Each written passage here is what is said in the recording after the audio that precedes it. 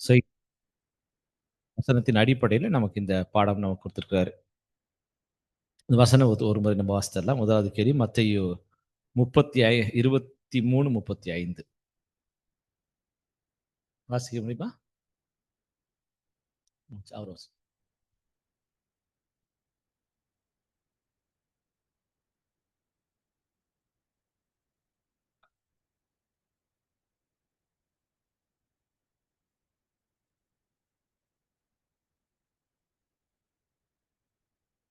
Hello, check. Yeah.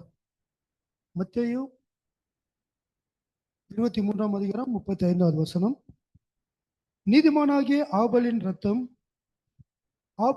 முதல் தேவாலயத்திற்கும் பலிபீடத்திற்கும் நடுவே நீங்கள் கொலை செய்த பரகியாவின் குமாரனாகிய சக்கரியாவின் ரத்தம் வரைக்கும் பூமியின் மேல் சிந்தப்பட்ட நீதிமான்களின் இரத்தப்பழியெல்லாம் உங்கள் மேல் வரும்படியாக இப்படி செய்வீர்கள்.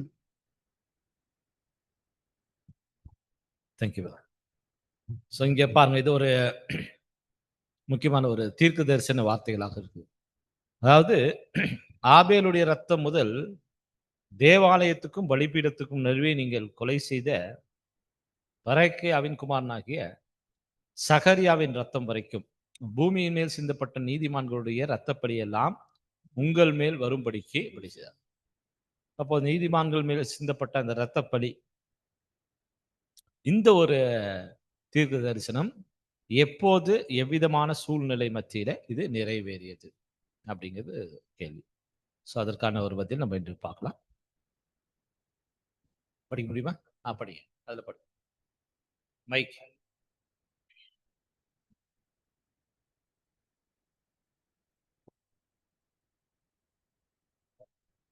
அது மிகவும் பயங்கரமானதொரு தீர்க்க தரிசனம்.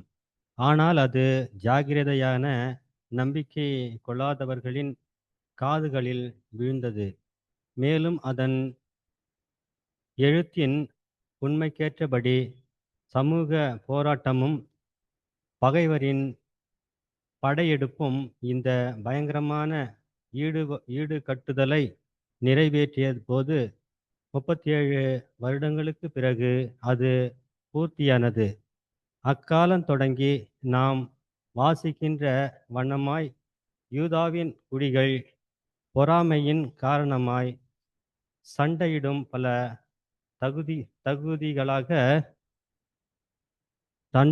பல பகுதிகளாக பிரிக்கப்பட்டன.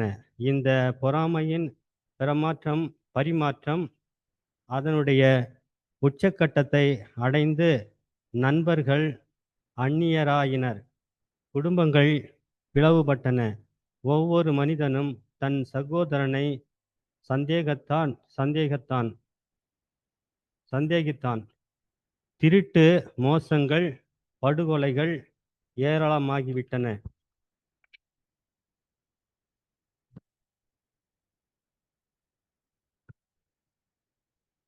எந்த மனிதனுடைய வாழ்வுக்கும் பாதுகாப்பு இல்லை. ஆலயமும் கூட பாதுகாப்பான இடமாக இல்லை. பொது வழிபாட்டை நடத்தி கொண்டிருந்த போது பிரதான ஆசாரியர் படுகொலை செய்யப்பட்டார். பிறகு செசாரியாவில் இருந்த அவர்களது சகோதரர்களின் படுகொலைகள் மூலம் நம்பிக்கையற்ற நிலைக்கு விரட்டப்பட்டனர். பார்க்கின்ற இடங்களெல்லாம் கொலைக்கு நியமிக்கப்பட்டனர். தேசம் முழுவதும் இந்த கலகத்தில் இணைந்தது. ஆகவே யூதேயா வெளியரங்கமாய் ரோமருக்கு விரோதமான கிளர்ச்சிக்குள் கொண்டு வரப்பட்டது. மேலும் வளர்ச்சியடைந்த உலகம் முழுவதற்கும் எதிர்ப்பானது.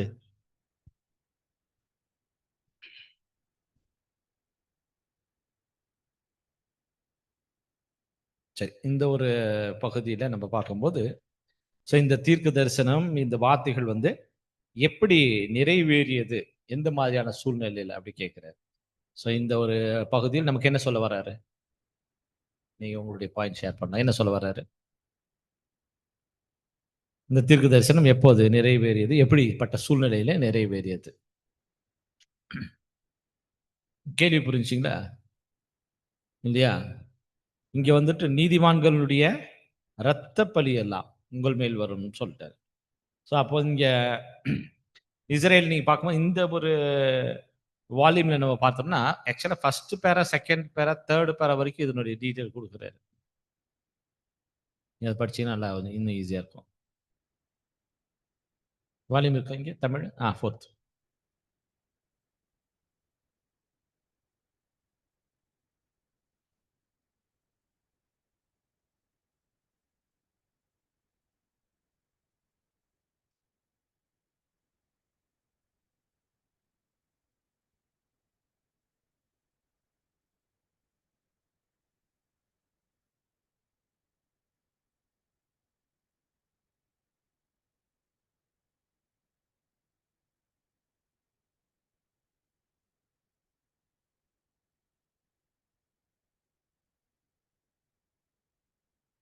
இல்லைங்களா?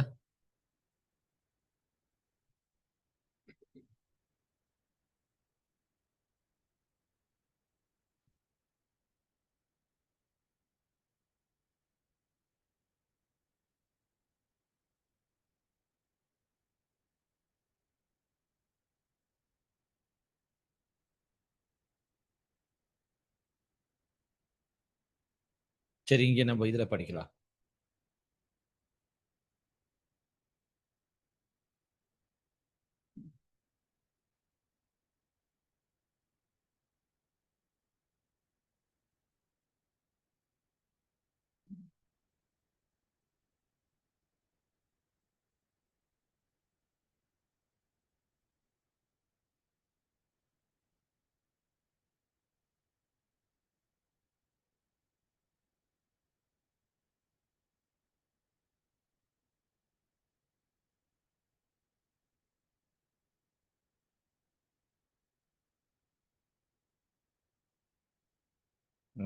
படிக்கிறீங்களா?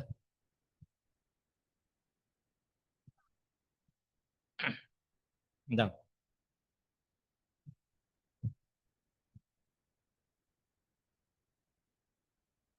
இந்த ஃபர்ஸ்ட். ஓகே.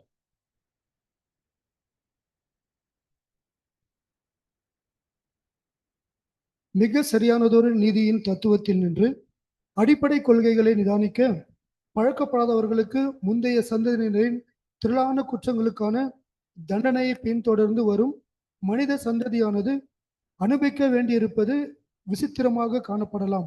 ஆனால் தவறே செய்ய முடியாத தேவனால் அது விதிக்கப்பட்ட தீர்ப்பாக இருக்கிறபடியினால் அவரது நீதியை தெளிவாய் விலைக்கு சொல்ல போதுமான அளவிற்கு முதிர்ச்சியடையை நாம் எதிர்பார்க்க வேண்டும். மேற்கண்ட வார்த்தைகளின் கர்த்தர் உரைக்கிறது என்னவென்றால், நிழலான யூத யுகத்தின் முடிவில் அவர் குறிப்பிடும் மாம்ச இஸ்ரேலின் சந்ததியோடு அது நிறைவேறும் என்பதாகும். நீதிமானாகிய ஆபேல் இரத்தம் முதல் தேவாலயத்திற்கு பலிபீடத்திற்கும் நடுவே கொலை செய்யப்பட்ட சக்கரியாவின் இரத்தம் வரைக்கும் பூமியின் மேல் சிந்தப்பட்ட நீதிமான்களின் இரத்தம் படியெல்லாம் அவர்கள் மேல் வர வேண்டும். 3வது பேரப்படி. அது மிகவும் பயங்கரமானதொரு தீர்க்க தரிசனம். ஆனால் அது அஜாக்கிரதையான நம்பிக்கை கொள்ளாதவர்களின் காதுகளில் விழுந்தது. மேலும் அதன் எழுத்தின் உண்மைக்கேற்றபடி அதுக்கு அடுத்த பேரா. அடுத்த பேரா.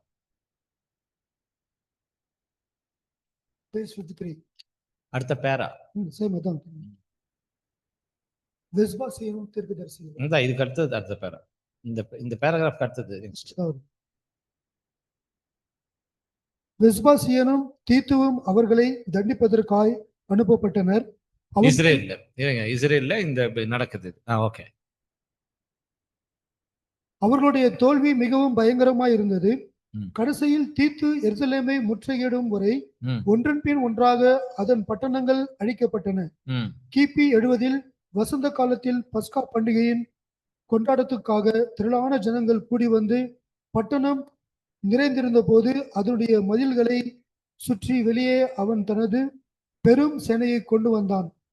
சிறையாக்கப்பட்ட அதனுள் இருந்த நகரவாசிகள் யாவரும்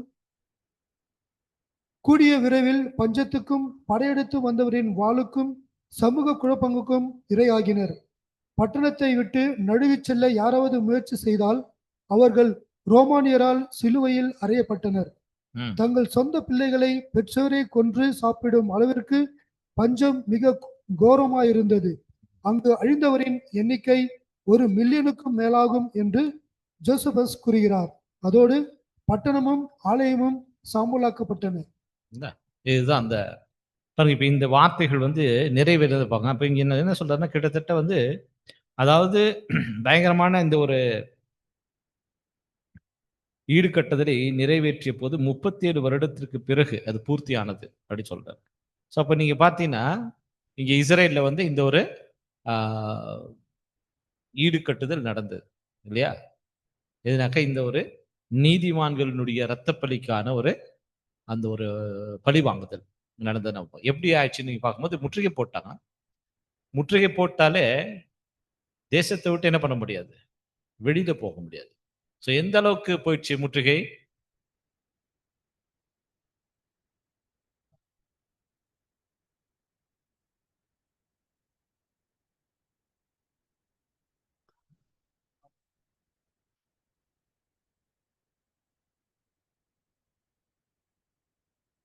மைக்ல மைக்ல பேசு.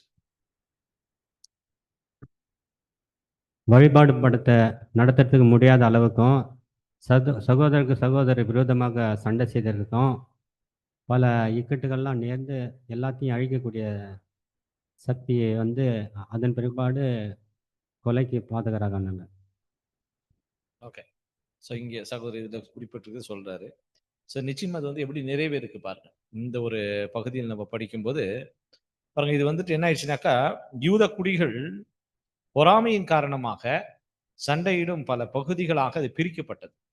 ஒருத்தருக்கு ஒருத்தர் என்ன ஆயிடுச்சு, அது நிறைவேறிருக்கு, பிரிஞ்சு போயிட்டாங்க. அது மாத்திரமல்ல, இந்த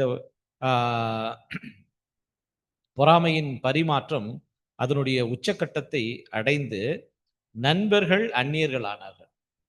குடும்பங்கள்ல பிளவுகள் ஏற்பட்டது. அப்புறமா ஒவ்வொரு மனிதனும் தன் சகோதரனை சந்தேகித்தான். திருட்டு, மோசம், படுகொலை அந்த ஒரு ஏராளம் ஆயிடுச்சு. ஸோ அது மாத்திரமல்ல, இங்க நம்ம பார்க்கும்போது மனிதனுடைய வாழ்க்கை வந்து பாதுகாப்பு இல்லாம போயிடுச்சு. சகோதரர் சொன்ன மாதிரி ஆலயத்துல கூட எந்த ஒரு பலிகள் செலுத்த முடியாத நிலையில, அப்படி பலி செலுத்திட்டு இருக்கும்போது ஆசாரியர் கொலை செய்யப்பட்டதாக நம்ம பார்க்கிறோம். ஆமா. அப்புறம் அடுத்து நீங்க பாத்தீங்கன்னா இதெல்லாம் பாருங்க. இதெல்லாம் நம்ம பார்க்கும்போது இது வெளியரங்கமாக அவர்களுக்கு சொல்லப்பட்ட பிரகாரமாக நடந்ததாக நம்ம பார்க்கணும். இங்க சொல்லியிருக்கிற மாதிரி இந்த ஒரு நிகழ்ச்சியில் இந்த தீர்க்க தரிசனம் சொல்லியிருக்கிற மாதிரி லிட்ரலா என்னாச்சு அவங்களுக்கு நடந்துச்சு. இதுல இப்ப பாருங்க, ஆபேல் முதல் இங்க பராக்கியாவின் குமாரனாகிய சகரியா வரைக்கும் அப்படி சொல்லப்பட்டது. ஆனா இன்னும் இந்த உலகத்துல நம்ம இதை கம்பேர் பண்ணி பார்த்தோம்னா, இன்னும் கூட நீதிமான்களை அவங்க வந்துட்டு கொலை செய்ததற்காக நீதிமான்கள் நிமித்தமாக தேவன் வந்து பழி வாங்குறது இன்னொன்னு கூட இருக்குது. எது அது?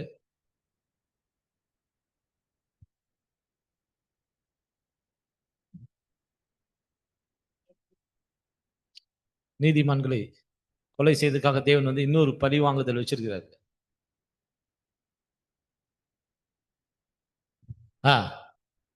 ஆர்மகதோன்ல. ஓகே. யார?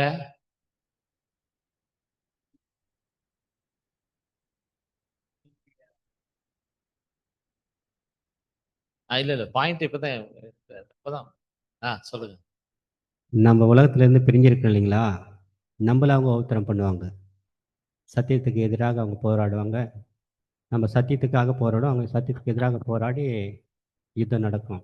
அது ஒன்று கடவுளை விடுவார். எப்போதுமே பாருங்க, இந்த வசனங்களை நீங்க பார்க்கும்போது, அதாவது இங்க வந்து ஒரு நீதிக்கு விரோதமாக ஒரு காரியம் நடந்துச்சுனாக்கா, அது நீதி நிறைவேற்றப்பட வரைக்கும், சரி காட்டும் வரைக்கும் தேவனுடைய எந்த குணங்கள் வந்து வேலை செய்யாது. அது முக்கியமா நம்ம பார்க்கிறோம். இப்ப இதுல நீங்க பார்த்தீங்கன்னா, யூத யுகம் இது, சுவிசேஷ யுகம். சுவிசேஷ யுகத்துல நீங்க பார்த்தீங்கன்னா, எந்த விதமான எப்படிப்பட்ட ஒரு இந்த மாதிரியான காரியங்கள் நடந்திருக்குது? நீதிமான்களுடைய இரத்தப்பழி சுவிசேஷ யுகத்துல.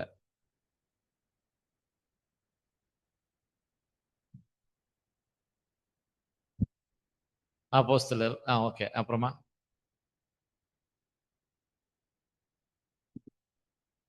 சத்தியத்தை யார் தெளிவா சொல்றாங்களோ அவங்க எல்லாருக்குமே கிடைச்சிச்சு. யாரு? உலகத்தாருங்க. அரசியல், உலகத்தாருங்க. ஓகே. அப்புறம் வேற? அப்புறமா பெயர் கிறிஸ்தவங்க, பிஷப்பு, ஆ, பிஷப்பு, போப்பு இவங்கெல்லாம் சேர்ந்து சத்தியத்துக்கு சத்தியத்தில் இருக்கிறவங்கள அவங்க வெட்டி சாய்ச்சி அவங்க படுகொலைலாம் பண்ணாங்க. கண்டிப்பா. இல்லையா? சொல்லுங்க, சொல்லுங்க. அந்த பாபிலோனுடைய வீழ்ச்சி தான் வந்து வந்து என்னன்னு பார்க்கும் பொழுது அந்த இரத்தப்பழி வந்து எப்படி இஸ்ரேல் ஜனங்க இயேசு கிறிஸ்துவ கொன்றதுனால அந்த அநேக நாடுகளுக்கு சிதறடிக்கப்பட்டாங்க. ஆமா. வேலை செய்ய வேலை இல்ல, உடுத்த உணவு, உடை இப்படி எல்லா இடத்துல இருந்தும் அவர் நிராகரிக்கப்பட்டாங்க. ஸோ அந்த எஃபெக்ட் அங்க காமிச்சிச்சு. ஆனா ஆரம்பத்துல இது வந்து ஆபேலுக்கு காயன் வந்து கொலை செஞ்சுட்டாரு. ஆனா அதுக்கு அதுவும் ஒரு ரத்த பலி தான். ஆனா இப்ப நம்ம எப்படி எடுத்துக்கலாம்னா அது வந்து காயனுடைய பிள்ளைகளுக்கு அந்த ஒரு தண்டனை கிடைக்குமா அப்படின்னா தேவனுடைய பார்வையே வித்தியாசமா இருக்கு. அது முழுமை அதனுடைய நோக்கத்தை என்ன பண்ணுவாருன்னா அவர் கண்டுபிடிச்சிருவாரு. அப்ப யாருதான் அது தூண்டுதுன்னு பார்க்கும்போது பின்னாடி சாத்தான் தான் இருக்கிறான். அப்ப சாத்தானை அழிக்கக்கூடிய வேலையை தேவன் என்ன பண்றான்னா ஒரு தெய்வீக திட்டத்துல வச்சிருக்கிறாரு. அதுதான் சுவிசேஷ யுகத்துல நம்ம பார்க்கும் பொழுது அந்த பாபிலோனுடைய வீழ்ச்சி அதுதான் வந்து அந்த ஒரு இரத்த பலிக்கு வந்து சரியான ஒரு பதில் வந்து தேவன் கொடுக்கிறதா இருக்கு. Very good. ஸோ இதுல இன்னும் முக்கியமா நம்ம பார்த்தோம்னா, பாருங்க இப்போ தேவனுடைய கேரக்டர் எடுத்துக்கோங்க, குணங்கள். தேவனுடைய தெய்வீக திட்டத்தில் நீங்க எடுத்தீங்கன்னா தேவனுடைய குணங்கள் நீங்க பார்த்தா, முதலாவது நீதி இருக்குது. அது ஃபர்ஸ்ட். அதுக்கப்புறம் நீங்க பார்த்தீங்கன்னா 2 கேரக்டர் இருக்குது. எது? அன்பும் வல்லமையும். கரெக்ட். அதுக்கப்புறமா இன்னொரு கேரக்டர்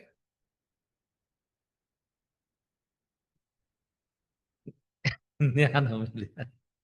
விஸ்டம். 4 கேரக்டர் இல்லையா தேவன் வந்து. இந்த 4 கேரக்டர் நீங்க பார்த்தீங்கன்னா 4 திசைகளாக காமிக்கிறார் தேவன் எப்போதுமே. இந்த 4 என்ன இந்த கார்னர் எப்படி 4 திசைகள்னா ஈஸ்ட். ஈஸ்ட் எப்போதுமே தேவனுடைய நீதியை காணும். வெஸ்ட் கிழக்கு மேற்கு இல்லையா? வடக்கு தெற்கு. தமிழ் ஓகேயா? சரிங்களா? ஈஸ்ட் வெஸ்ட் நார்த் சவுத் அப்படி. இப்ப ஈஸ்ட் தேவனுடைய நீதியை காமிக்கும். வெஸ்ட் தேவனுடைய ஞானம். அன்புன்னு சொல்லும்போது அது நார்த் சைடு. எப்போதுமே அன்பு நார்த் சைடு. அப்புறமா சவுத் சைடு வல்லமை.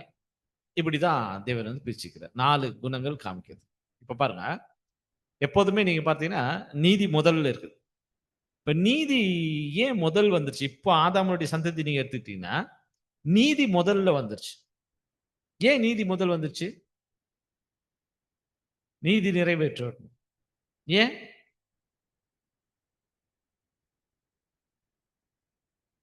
ஆமா, மீறுதல் நிமித்தமாக. நிமித்தம் தேவன் நீதியை செய்கிறார். மீறுதல்னாக்கா அறிந்து செய்வது. செய்ய வேண்டாம்னு சொன்னதை அறிஞ்சு செய்யுது இல்லைங்களா? மீறுதல்.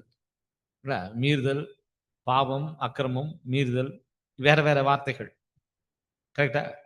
பாவம் இருக்கு, அக்கிரமம் இருக்கு, மீறுதல் இருக்குது இல்லையா? எது பெருசு? மீறுதல் நிமித்தமாக இல்லையா? மீறுதல் அப்படிங்கிறது வந்து அது ரொம்ப, அதாவது தெரிஞ்சு செய்யுது. இப்ப ஆதாமை போல அவர்கள் உடன்படிக்கை மீறினார்கள் அப்படி இருக்குது. அப்படின்னா ஆதாம் என்ன பண்ணிக்கிறாரு? மீறி இருக்கிறார். மீறிக்கிறான்னா தெரிஞ்சு செய்ய வேண்டாம் அப்படின்னு தேவன் சொன்னதை என்ன பண்ணிக்கிறாரு?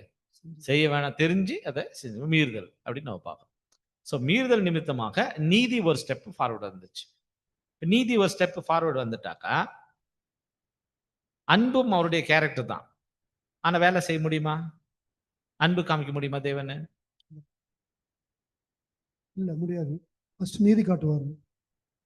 ஆமா பிரதர். இது ஒரு பெஸ்ட் உதாரணம் ஒண்ணு இருக்கு. ஆ. ஆண்டவராக இயேசு கிறிஸ்து ஆதாமுக்கு சரியான ஒரு நீதியை செலுத்துறதுக்காக மரணத்துல வந்து உலக மக்களை காப்பாத்திட்டாரு. இப்போ அன்பை எப்படி வெளிப்படுத்துறாருன்னு பார்க்கும்போது 1000 வருஷ யுகத்துல முழு மனுக்குலத்தையும் வந்து எழுப்பி அந்த ஒரு நீதியா இருக்கக்கூடிய அந்த ஒரு ராஜ்யத்தை என்ன பண்றாருன்னு பார்க்கும் பொழுது அங்க வருது. அப்போ முதல்ல நீதி, பிறகு அவருடைய அன்பு வந்து 1000 வருட யுகத்துல அது காட்டுறாரு ஓகே, வெளியரங்கமா. இது ஒரு உதாரணமா இருக்கு. குட், ஓகே, நல்லது. சரி, இப்ப பாருங்க, தேவன்னு அன்பா இருக்கிறார், வல்லமை இருக்குது, பவர் இருக்குது இல்லையா? இப்ப நீதி ஒரு ஸ்டெப் ஃபார்வர்ட் போனதுனால, நீதி சாட்டிஸ்ஃபை ஆச்சுனா தான் இந்த 2 கேரக்டர் செயல்படும். ஓகேங்களா? நீதி நிறைவேற்றப்பட வேண்டும். அதான் நம்ம பார்க்கிறோம். என்ன? நீதி வந்துட்டு அந்த மீறுதலுக்கு நீதி சரி கட்டப்படும். பாவம் செய்யக்கூடாது. பாவம் செஞ்சா தேவனுடைய நீதி என்ன இருந்துச்சு? வார்த்தை மீறினார், பாவம். நீதி என்னன்னாக்கா தண்டனை கொடுத்துட்டார், மரணம். அதான் நீதி. பாவத்தின் சம்பளம் தண்டனை, நீதி ஆயிடுச்சு. இப்ப நீதி சாட்டிஸ்ஃபை ஆச்சுனா தான் அடுத்த கேரக்டர் மூவ் ஆகும் இல்லையா? நீதி நிறைவேற்றப்படும். இப்ப நீங்க நல்லா அண்டர்ஸ்டாண்ட் பண்ணுங்க. நீதி நிறைவேற்றப்படணும் அப்படின்னு நம்ம பார்க்கிறோம். நீதி நிறைவேற்றப்படணும் அப்படின்னா எந்த கேரக்டர் வேலை பார்க்கும்?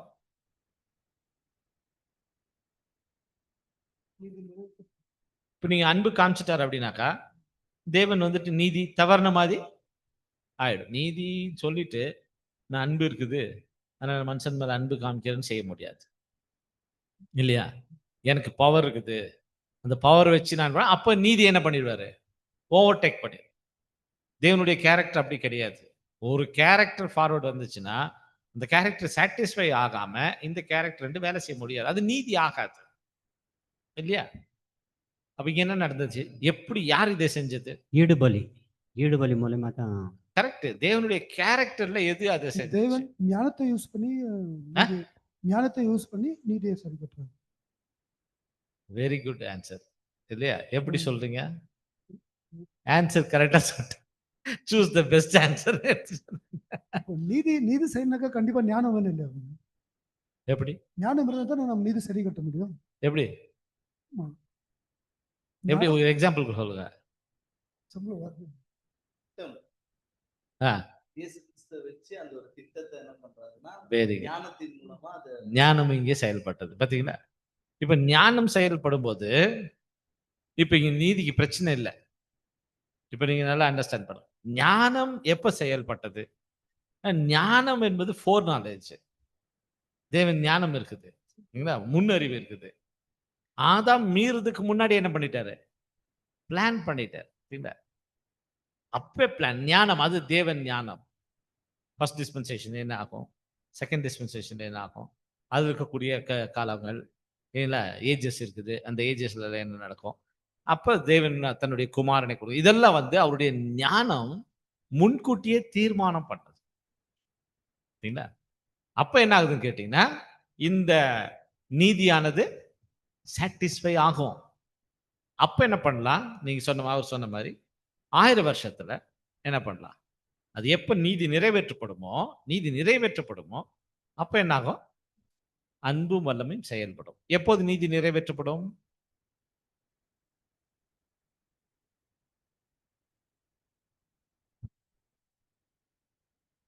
எப்ப நீதி, அதாவது நீதி நிறைவேற்றப்படும்னாக்கா எப்படி, எப்போ? சபை முடிஞ்சது. Very good. அதாவது அந்த கிருபாசனத்தின் மேல ரத்தம் தெளிக்கப்படணும்.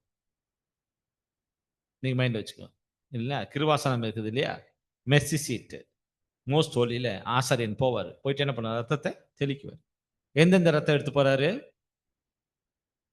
காலை இது எடுத்துட்டு போறாரு. அதுக்கப்புறமா ஆட், ரெண்டு ரத்தம் தெளிக்கப்பட்டதுக்கு அப்புறமா அந்த நீதியானது சாட்டிஸ்ஃபை ஆகும். அப்பதான் ஏன் நீதி நிறைவேற்றப்படும். அப்ப சபை, கிறிஸ்து, அதுக்கப்புறமா சபை. ஏங்களா? இயேசு கிறிஸ்துக்கு அப்புறமா சபை தங்களுடைய ஜீவனை அதுக்காக கொடுக்கும்போது நீதி அப்போ அந்த 2 கேரக்டர் 1000 இயர்ஸ், அது வரைக்கும் டைம் இருக்கு இல்லையா? இப்ப கடைசி அங்கம் நிறைவேறும் போது அப்போ அன்பும் வல்லமையும் செயல்பட ஆரம்பிக்கும். அந்த டைம் தான் நீங்க பாத்தீங்கன்னா இங்க அந்த பழி வாங்கிறது கூட இருக்குது. அது நீதி இல்லையா? அதை நம்ம பார்க்கலாம். ஓகே, வேற எனி அதர் பாயிண்ட்ஸ் இல்லை இருக்கா? யாரா இருக்காங்களா ஆன்லைன்ல? ஆன்லைன்ல யாராவது பேசுறவங்க நீங்க கை தூக்குங்க, ஹேண்ட் ரைஸ் பண்ணீங்கன்னா.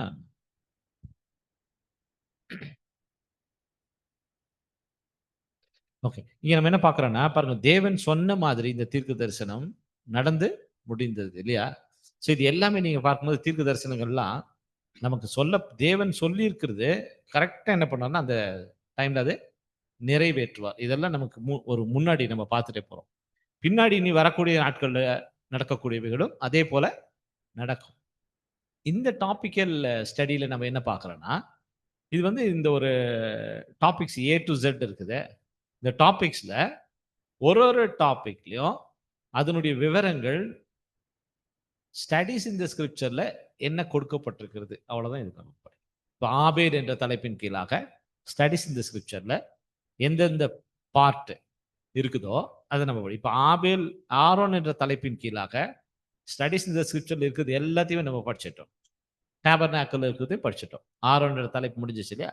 அதே போல இப்போ நம்ம ஆபேல் என்ற தலைப்புல வரோம். இப்போ அந்த ஆபேல் தலைப்புல இந்த 6 வால்யூம்ல என்ன இருக்குது, டேபர்நாக்கல் என்ன இருக்குது, அந்த விவரங்கள் தான் நம்ம இங்கே கொடுக்கப்பட்டோம். இன்னும் எக்ஸ்ட்ரா ரீபிரிண்ட் மற்ற ஆர்டிக்கல் இதனுடைய சப்ஜெக்ட் இந்த வசனத்துக்கான விளக்கங்கள் அங்கே நமக்கு இதுல இல்லை.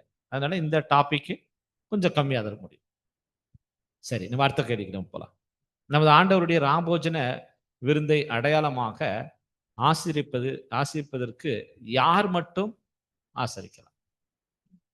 என்ன? ஓகே, மைக் எடுத்து ஸ்டாலின். இது அந்த முதல் கேள்விக்கு தான். அதுல வந்து என்னுடைய ஒரு பாயிண்ட்ஸ் வந்து என்னன்னா, இப்போ இங்க வந்து என்ன கேள்வி வந்து இதுல அந்த ஒரு வசனம் வந்து என்ன கொடுக்குறாரு அப்படின்னா, அதாவது அந்த நீதிமானுடைய அந்த ஒரு ரத்தமானது அந்த ஒரு காலத்துல வந்து அந்த காலத்துல இருந்து யூதர்கள் இயேசு கிறிஸ்து முதலாம் வருகையில வந்து வராரு. இவ்வளவு வருஷங்களாக யூதர்கள் செஞ்ச அந்த ஒரு பாவம், அந்த நீதிமானுடைய அந்த ஒரு ரத்தம் இவங்க மேல வந்து செலுத்தப்படுது. அதாவது அப்போ அந்த ஒரு காலத்துல வாழ்ந்த யூதர்கள் மேல செலுத்தப்படுது. இது வந்து நமக்கு எப்படி ஒரு கேள்வி வரலாம் அப்படின்னா, இது வந்து ஒரு நியாயமே இல்லையே. அதாவது யூதர்கள் வந்து முன்னாடி செஞ்ச பாவத்துக்கெல்லாம் சேர்த்து வச்சு இப்போ இங்க ஆபேலுடைய ரத்தம்னு சொல்றாரு. ஆபேல எப்பயோ வாழ்ந்தவர், அவருடைய ரத்தத்தை சம்பந்தமே இல்லாம எடுத்துன்னு வந்து இயேசு கிறிஸ்துனுடைய அந்த ஒரு காலத்துல இருக்கக்கூடிய அவங்க மேல செலுத்துறது வந்து ஒரு நியாயமே இல்லாத மாதிரி இங்க வந்து நமக்கு தோணும். அதுக்கு வந்து பிரதர் வந்து எப்படி நமக்கு வந்து சொல்றாரு அப்படின்னா, இது வந்து தேவனுடைய ஒரு நீதியா இருக்கு. தேவனுடைய ஒரு நீதியா இருக்கு. இன்னொன்னு அங்க வந்து தேவன் என்ன ஒரு கொள்கை, என்ன ஒரு பிரின்சிபல் வந்து சொல்றாருன்னா, அவங்க மேல வரக்கூடிய அந்த ஒரு உபத்திரவம் அவங்க செஞ்ச எல்லா விஷயத்துக்கான ஒரு விளைவு தான், அதோடைய ஒரு கான்சிக்வன்ஸ் தான். அவங்க முன்னாடி என்னென்னலாம் செஞ்சு வச்சாங்களோ அதனுடைய ரிசல்ட் தான் அவங்க மேல வந்து அந்த ஒரு உபத்திரம் வந்து வந்துச்சு. இன்னும் முக்கியமா இயேசு கிறிஸ்துனுடைய காலத்துல அவங்க மேல வந்த உபத்திரத்துக்கான முக்கியமான காரணம் என்னன்னா, இயேசு கிறிஸ்துவையே அவங்க சிலுவையில வந்து அறைஞ்சிட்டாங்க. அது ஒரு மிகப்பெரிய ஒரு இயேசு கிறிஸ்துவ சிலுவையில அறைஞ்சதால முன்னாடி செத்த எல்லா நீதிமானுடைய ரத்த பலியும் அவங்க மேல வந்துருச்சு. அது ஒரு முக்கியமான காரணம். இப்போ அதே மாதிரி இப்போ இதை வந்து எப்படி நம்ம கம்பேர் இங்க பண்றாரு அப்படின்னா, இப்போ அதே மாதிரி நம்ம கடைசி காலத்துல வந்து நம்ம வந்து வாழ்ந்து கொண்டிருக்கிறோம். இந்த கடைசி காலத்துல இவ்வளவு வருஷங்களாக, அதாவது இங்க பாபிலோனை வந்து எடுத்துன்னு வர்றாரு. இப்போ இருக்கக்கூடிய இந்த ஒரு பாபிலோன் அமைப்பு முன்னாடி இருந்த பாபிலோன் அமைப்புக்கு நம்ம கம்பேர் பண்ணும்போது, முன்னாடி இருந்த பாபிலோன் அமைப்பு தான் நிறைய பேர் சாகடிச்சாங்க. அவங்க தான் நிறைய பேரை கொலை பண்ணாங்க, நிறைய பரிசுத்தவான்கள் வந்து கொலை பண்ணாங்க. பட் இப்போ இருக்கிறவங்க வந்து அந்த மாதிரி எதுவும் பண்ணல. ஆனா இன்னும் அந்த அமைப்புல தான் இருக்கிறாங்க. பட் அந்த மாதிரி எந்த ஒரு பாவங்களும் பண்ணல. ஆனாலும் அந்த ஒரு அமைப்புல அவங்க இருக்கிறதுனால முன்னாடி என்ன செஞ்சாங்களோ அது எல்லாமே அவங்களுக்கு கூட அப்ளை ஆகுது. ஏன்னா இவங்க என்ன சேர்த்து வச்சாங்களோ அதுதான், என்ன விதைச்சாங்களோ அதுதான் வந்து இப்போ வந்து அறுக்க போறாங்க. இந்த அமைப்பானது முன்னாடி என்ன விதைச்சாங்களோ ஒரு அமைப்பா சேர்ந்து அதை வந்து இப்போ அறுக்க போறாங்க. ஸோ இந்த ஒரு அமைப்பின் மேலதான் அந்த ஒரு விஷயமானது வருது அப்படின்ட்டு புரிஞ்சுக்கிறோம். இப்போ இது நமக்கு வந்து என்ன ஒரு லெசன் அப்படின்னா, இதுல வந்து போன வாட்டி நம்ம பார்த்தோம், திரள் கூட்டத்தை பத்தி பார்த்தோம். இப்போ இந்த உலகத்தின் மேல தேவன் வந்து நீதியை வந்து சரி கட்ட போறாரு. இந்த ஒரு உபத்திரத்தை இந்த உலகத்தின் மேல கொண்டு வர போறாரு. இவங்க முன்னாடி செஞ்ச இந்த பாவங்களுக்கு எல்லாமே சேர்த்து இப்போ வந்து நீதியை சரி கட்டும் நாள் வந்து வந்திருக்கு. இப்போ நமக்கு தேவன் இந்த அழைப்பை வந்து கொடுத்திருக்கிறார், இந்த ஒரு பிளெஸிங்கை கொடுத்திருக்கிறார். எப்படி யூதர்களுக்கு இந்த ஒரு அழைப்பை கொடுத்தாரோ இயேசு கிறிஸ்து முதலாம் வருகையில, அதே மாதிரி இப்போ நமக்கு கூட இந்த ஒரு அழைப்பானது வந்திருக்கு. ஆனா யூதர்கள் வந்து என்ன பண்ணிட்டாங்க அப்படின்னா, அந்த ஒரு அழைப்பு அவங்களுக்கு வந்துச்சு. ஆனா அதை ஏற்றுக்கொள்ளாம அதை வந்து அசட்டே பண்ணிட்டாங்க. ரொம்ப கேர்லெஸ்ஸா அதை தள்ளிட்டாங்க. இயேசு கிறிஸ்துவ சிலுவையில வந்து அறைஞ்சிட்டாங்க. இயேசு கிறிஸ்துவ அக்செப்ட் பண்ணாம விட்டுட்டாங்க. இப்போ நமக்கு வந்து இந்த ஒரு அழைப்பு வந்து வந்திருக்கு. நம்ம வந்து இப்போ ரெஸ்பான்சிபிள். எப்படி யூதர்கள் அந்த ஒரு காலத்துல ரெஸ்பான்சிபிளா இருந்தாங்களோ, அதே மாதிரி இப்போ நம்மளும் ரெஸ்பான்சிபிள் ஆக்குறோம். நம்ம இந்த ஒரு அழைப்பை வந்து சரியா சீரியஸா எடுக்காம, ரொம்ப அஜாக்கிரதையாக நம்ம இருந்துட்டோம் அப்படின்னா, நம்ம அந்த திரள் கூட்டத்துக்கு விழுந்து, நம்மளும் வந்து என்ன ஆயிடும் அப்படின்னா, இந்த உலகத்தின் மேல வரக்கூடிய அந்த ஒரு உபத்திரம், அந்த ஒரு நீதியின் சரிக்கட்டும் நாள், இந்த ஆபேலுடைய ரத்தம் நம்ம மேலே வந்து கூட வந்துரும். ஆபேலுடைய ரத்தத்துக்கு நம்மளும் பதில் சொல்ற மாதிரி ஆயிடும். ஸோ நம்ம வந்து இந்த ஒரு ஓட்டத்தை வந்து எவ்வளவு சீரியஸா எடுத்து நம்ம ஓடுறோமோ, அப்போதான் இந்த ஒரு ஆபேலுடைய ரத்தம் நீதிமான்களோட ரத்தம் நம்ம மேல அது விழாது. சீரியஸா எடுத்து நம்ம ஓடாம ரெஸ்பான்சிபிள் இல்லாம விட்டுட்டோம் அப்படின்னா, ஆபேலுடைய ரத்தம், இந்த நீதிமான் இவங்களுடைய ரத்தம் எல்லாம் நம்ம மேல கூட வந்துடும். அவ்வளவுதான். Very nice. இப்போ இந்த பாயிண்ட் நமக்கு புரிஞ்சு இல்லையா? ஸோ இங்கே நம்ம பார்க்கும்போது பாருங்க, இதில் முக்கியமாக நம்ம பார்த்தோம்னா இது எப்போதுமே இது அவங்க அந்த காலத்தில் செஞ்சதுக்கு இப்போ பழி வாங்குற இப்போ நம்மளுடைய நாட்கள் கூட அப்படிதான். இதெல்லாம் நீங்கள் பார்த்தீங்கன்னா பேபிலோன் சொல்லும்போது பேபிலோன் வந்து அந்த நாட்களில் அவங்களுடைய ஆளுகை இருந்தபோது கிட்டத்தட்ட 5,00,00,000 ஜனங்களை என்ன பண்ணிக்கிறாரு. அதுதான் இந்த நீதி சரிக்கட்டும்னா கண்டிப்பாக அவங்க மேலே அது பேபிலோனுக்கு அது அந்த தீர்ப்பு பழி வாங்கும் நாள் என்று அங்கே சொல்றாரு.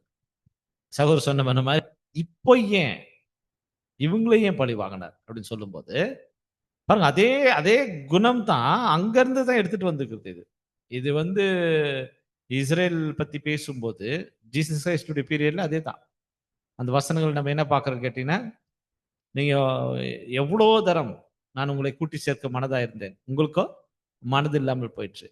எவ்வளோ தீர்க்கதரிசிகளை நான் உங்களுக்கு அனுப்பினேன், ஆனா அவர்களிடம் நீங்க என்ன பண்ணீங்க, கொலை செய்தீர்கள். இதே தான் அவங்களுக்கு கடைசியா வந்தவர் ஜீசஸ் கிரைஸ்ட்.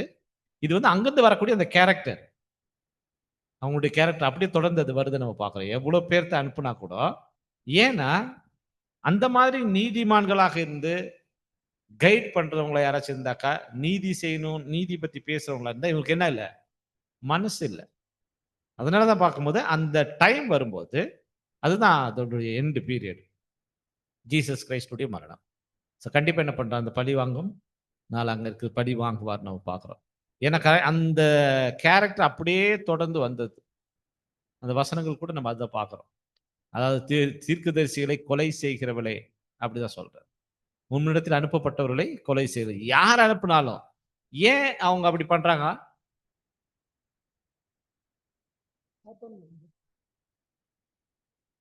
அவன் மேல பழி போட்டுரு.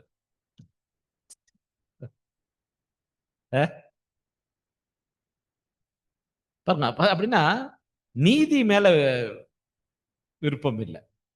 நீதி பத்தி பேசினாலே ஆகுது, நீங்க இப்படி செய்ய தப்பு, இது செய்யக்கூடாது அப்படின்னு சொன்னாக்கா என்ன ஆகுது அது. இந்த கேரக்டர் நீங்க பாத்துக்கோங்க, அப்படியே தொடர்ந்து வருதா இல்லையா? அதேதான். அதே போல நீங்க இப்ப நம்மளுடைய சுவிசேஷத்தை எடுத்துக்கிட்டா கூட, சுவிசேஷத்துல கூட அதே கேரக்டர் என்ன ஆகுது, தொடர்ந்து வருது. நீதி சத்தியம் பேசினாக்கா அது என்ன பண்றதுல பொறுக்க முடியல அவங்களால. அதனால என்ன பண்றாரு, நெக்ஸ்ட் கொலை செய்யறது தான். சத்தியத்தை பேசினதுக்காக, அவங்க வந்துட்டு பைபிள் படிச்சதுக்காக, ஜெபம் செய்ததுக்காக, கூட்டங்களை கூட்டியதுக்காக, இதுக்காக அவங்கள வந்து கொலை செய்தது. யார் கொலை செஞ்சது பாருங்க, அதேதான். இப்ப நீங்க இஸ்ரேல் ஜனங்களை எடுத்துக்கோங்க. அந்த இஸ்ரேல் ஜனங்கள் அவர்களை வழி நடத்திய அந்த தீர்க்கதரிசியை என்ன பண்ணாங்க, கொலை செய்தாங்க. கிறிஸ்டண்டம் கிறிஸ்டண்டத்துல வந்து தேவனுடைய சத்தியத்தை எடுத்து சொன்னவங்கள கிறிஸ்டண்டம் தான் என்ன பண்ணுச்சு, கொலை செய்தது. அதனாலதான் இப்ப பழி வாங்குவோம். அதனால பாயிண்ட் பிரதர் சொன்னது, ஒரு வேலை நம்ம திரள் கூட்டத்துல போயிட்டோம்னா அந்த பழி வாங்குறாரு இல்லையா, அந்த இதுல யார் மாட்டிடுவா, சபை மாட்ட. போன கிளாஸ்ல கூட நம்ம அதை பார்த்தோம் இல்லையா? அதனால சபை அதுல மாட்டிடுவாங்க. அது ரொம்ப பெரிய ஒரு திரள் கூட்டம் நம்ம பார்க்கணும். Okay, thank you. சரி, எனி அதர் பாயிண்ட் இருக்கா? மைக்ல பேசு இருக்கா? Okay, start with. பிரதர் இன்னொரு பாயிண்ட் இருக்கு. இன்னொரு பாயிண்ட் என்னன்னா, நீங்க அதான் இதுக்கு வந்து இன்னொரு எக்ஸாம்பிள் கூட பழைய ஏற்பாடுல வந்து யாரு தராங்க அப்படின்னா, நாதாப் மற்றும் அபியூ. ஆ. இந்த நாதாப் அபியூவை வந்து 2 வகுப்பாருக்கு பிரதர் வந்து கம்பேர் பண்ணி சொல்றாரு. ஒண்ணு வந்து 2ஆம் மரணத்துக்கு போறவங்க, நாதாப் அபியூ. அதுக்கப்புறமா இன்னொன்னு வந்து திரள் கூட்டம். இதுக்கும் கம்பேர் பண்ணி சொல்றாரு. இதுக்கும் கம்பேர் பண்ணி சொல்லிட்டு, அங்க வந்து முக்கியமா 3 பாயிண்ட் வந்து குடுக்குறாரு. என்ன 3 பாயிண்ட் அப்படின்னா, இந்த நாதாப் அபியூ வந்து எதனால வந்து தேவன் வந்து இவங்கள சாகடிச்சார் அப்படின்னும்போது, ஒண்ணு அவங்க குடிச்சிருக்கலாம். அந்த வசனம் வந்து எப்படி இருக்கும் அப்படின்னா, அதாவது இவங்க செத்த பிறகு தேவன் இவங்கள சாகடிச்சுட்டு, ஆ. மோசேக்கும் ஆரோனுக்கும் என்ன சொல்வார் அப்படின்னு, நீங்க குடிக்காதீங்க அப்படின்ட்டு அந்த ஒரு வசனத்தை வந்து குறிப்பிட்டு சொல்லுவாரு. அப்படி சொல்லும்போது அதுலேருந்து நம்ம என்ன புரிஞ்சுக்கலாம் அப்படின்னா, சோ ஒருவேளை இவங்க குடிச்சிருக்கலாம். குடிச்சிட்டு அந்த ஒரு தேவனுக்காக தேவன்கிட்ட போயிட்டு அந்த அந்நிய அக்னி வந்து செலுத்தியிருக்கலாம். ம். சோ குடிச்சது ஒரு காரணம் அப்படின்ட்டு சொல்றாரு. இன்னொரு காரணம் வந்து என்னன்னா, அவங்க என்ன பண்ணியிருக்கலாம் அப்படின்னும்போது, அவங்க வந்து அந்த வசனம் எப்படி இருக்கும்னா, இவங்க வந்து தேவன் கட்டளையிடாத அந்நிய அக்னியை வந்து எடுத்துன்னு போயிட்டு செலுத்திட்டாங்க ம். அப்படின்ட்டு இருக்கும். சோ 2வது காரணம் எதற்காக தேவன் வந்து இவங்கள சாகடிச்சிருப்பார் அப்படின்னா, தேவனுடைய கட்டளைகள் பிரகாரம் தேவன் குடுத்துட்ட அந்த ஒரு லா பிரகாரம் அவங்க செய்யல. அங்க ஏதோ மிஸ்டேக் பண்ணிட்டாங்க. சோ அதனால வந்து சாகடிச்சுட்டாங்க. 3வது வந்து என்ன ஒரு ரீசன் அப்படின்னும்போது, அந்த ஒரு அக்னிய வந்து இவங்க ஆல்டர்ல இருந்து தான் எடுத்துன்னு போயிட்டு உள்ள வந்து யூஸ் பண்ணணும். மோஸ்ட்லி இவங்க என்ன பண்ணிருக்காங்கன்னா, வெளிய எங்கேயாச்சும் எடுத்துன்னு வந்திருக்கலாம். வெளிய எங்க போய் எடுக்கக்கூடாதோ, அங்க போய் எடுத்துன்னு வந்திருக்கலாம். ஸோ இவங்க வந்து வெளியேந்து எடுத்துன்னு வந்ததால, அது வந்து அந்நிய அக்னியா மாறிடுச்சு.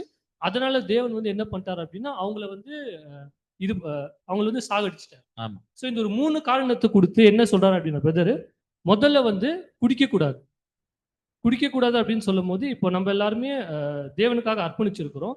இந்த குடிக்கிறது நமக்கு வந்து எதுக்கு கம்பேர் ஆகுது அப்படின்னா, நம்மளுடைய a spirit of the world. ம். 2 சொல்றாரு. ஒண்ணு வந்து பாபிலோனுடைய ஸ்பிரிட்.